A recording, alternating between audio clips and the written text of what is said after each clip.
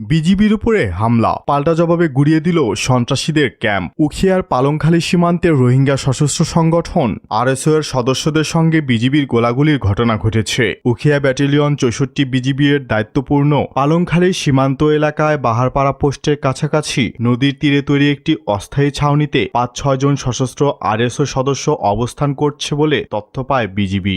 এরপর একটি বিশেষ টহল দল সেখানে অভিযান চালালে সীমান্তের অপর প্রান্ত থেকে তাদের লক্ষ্য করে ৩ রাউন্ড গুলি ছোড়া হয়। আত্মরক্ষার্থে বিজিবি সদস্যরাও এসএমজি থেকে গুলি চালায়। এক পর্যায়ে অস্ত্রধারীরা তাদের অবস্থান ত্যাগ করে বোট নিয়ে মিয়ানমারের অভ্যন্তরে পালিয়ে যায় বলে জানা গেছে। এ সময় তাদের ক্যাম্পটি গুড়িয়ে দেয় বিজিবি। পরে ঘটনাস্থলে তল্লাশি চালিয়ে একটি G3 ব্যাটেল রাইফেল, ৬টি ম্যাগাজিন, ৫১৫ রাউন্ড গুলি এবং একটি ওয়াকিটকি সেট, প্রায় ৪,০০০ পিস ইয়াবা, একটি মোবাইল ফোন, ২টি সিম কার্ড সহ বিভিন্ন সামগ্রী উদ্ধার করা হয়। এছাড়া ২টি আরএসও মনোগ্রামও পাওয়া গেছে। গত সপ্তাহেও মাদক চোরাচালান কাণ্ডে অস্ত্রসহ বাংলাদেশে ঢুকে গুলি চালিয়েছিল সংগঠনটি, যা নিয়ে সামাজিক যোগাযোগ মাধ্যমে বিজিবির ভূমিকা নিয়ে প্রশ্ন ওঠে। তবে সীমান্তে বিজিবির এই অভিযানের মাধ্যমে স্থানীয়দের মধ্যে স্বস্তি ফিরে এসেছে।